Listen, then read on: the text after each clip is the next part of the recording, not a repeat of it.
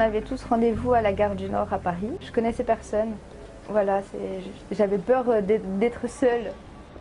Ensuite, on a pris l'Eurostar en direction de Londres.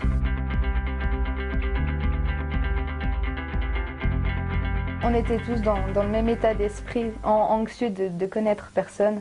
Donc les affinités sont faites directement dans le train.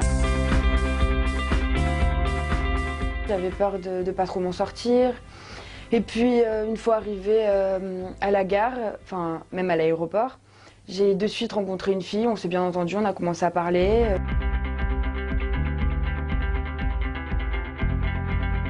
Lorsqu'ils arrivent et qu'ils sont seuls, c'est un moment qui est délicat. Il faut montrer qu'on est là en fait. Ce qui est important, c'est d'être présent, de leur faire savoir qu'il y a quelqu'un sur qui ils peuvent compter, donc c'est le moniteur, qu'il est l'intermédiaire entre leur famille, eux, la direction locale et eux. Donc c'est les mettre à l'aise avec ce rôle. Je suis descendue du bus et j'ai été appelée pour ma famille. Et on a tout de suite fait connaissance. Voilà, elle a été très gentille avec moi. C'était la maman qui est venue me chercher avec sa petite fille. Et ensuite, on est parti donc dans la famille. Je me suis installée. On a mangé ensemble le soir. On a passé la soirée ensemble. Miami, je peux dire que ça a été mon meilleur voyage parce que autant pour la ville, avec la plage, le soleil.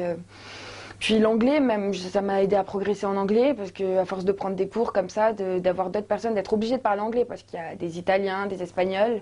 Donc on échange, on apprend à se connaître et c'est vraiment enrichissant.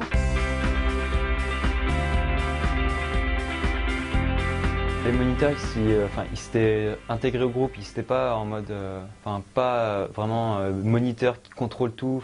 Notre présence, elle est à la fois d'assurer le bon fonctionnement de leur séjour au niveau du travail, et aussi que la détente soit pour eux un moment de détente. C'est particulier, c'est à la fois des vacances studieuses et en même temps il y a des moments de détente. On avait 3 heures de cours de 9 à midi, et dont une pause entre les deux vers 10h30, on avait une pause de 10 minutes, un quart d'heure.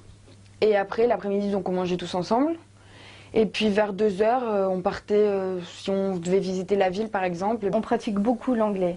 Donc là-bas, on parle beaucoup. Alors qu'en France, on étudie plus des textes, on fait plus de choses à l'écrit. Ce qui est bien, c'est que c'est des professeurs qui sont anglais, donc qui ne parlent pas du tout notre langue. Du coup, on est obligé de parler anglais, et notamment aussi avec les autres participants du séjour. Ça nous fait grandir de partir sans nos parents, de rencontrer des gens de différentes nationalités, On a quand même beaucoup d'indépendance aussi. Je suis revenu du séjour, j'ai constaté que pendant les cours, j'étais plus fluide, mon langage était plus fluide, mon vocabulaire était plus enrichi. On va mettre en place une formule 100% anglais qui consiste à faire en sorte que tout le monde parle anglais tout le temps. Notre objectif, c'est celui-là, c'est qu'à la fin des séjours, les jeunes parlent anglais sans s'en rendre compte. Que ça leur soit devenu naturel. Je me suis beaucoup améliorée en anglais, oui.